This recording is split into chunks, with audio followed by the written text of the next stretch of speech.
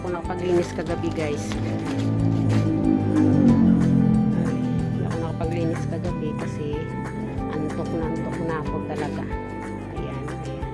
Madami pang bungi-bungi ng mga ano natin, mga stocks natin. Hindi pa ako nakapag-restock. Hindi ako nakapaglagay kagabi kasi nga po is gabi na. Ganito po talaga ang ganap ko pang tuwing umaga. Ayan. Hindi mawawala po yung bag natin dyan talaga nilalagay. So, ito lang po yung lock ko tuwing. Hindi naman dapat matakot kasi nga po is nakikita ko naman paggabi dun sa loob.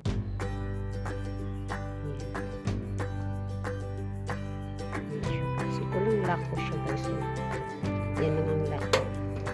Hindi sad actually, hindi siya safe. So, at ang magagawa, wala tayong pang-lock dyan. Ang dami ko ng basura. Dami ng mga kulang-kulang. So, magre-refill tayo dyan. Mga sabon. Dami na kulang. Lalagay ko mamaya. Ano po kasi may mga bungi-bungi yung stocks. Ayan. Hindi ako nakapaglinis kaya pasensya na kayo, ganito yung tsura ng store natin.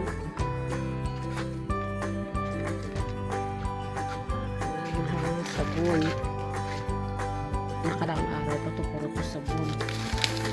Ayan. Ayan guys. Ayan.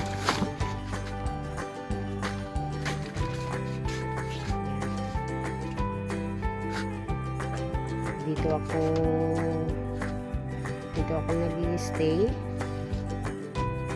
kasi mahirap pag walang lamesa kaya dyan at saka yung mga ayan yan talagang ginagamit ko guys kasi nga po guys pag kawawa yung kasari nyo pag wala ito talaga isa, dalawa, tatlo, apat pa, pang-apat pa itong yung sinuot ko ngayon. So ayan, kailangan talaga yan. Hindi ako makapag negosyo pag wala yan kasi guys hindi na ako nakakakita ng maliliit na litra. Ayan. O may mango pa tayo dito. Hindi ko pa siya na ano kagabi. Hindi ko siya natapos kagabi na i-repack. So, pasensyahan nyo na. Ayan. Magbubukas muna tayo guys.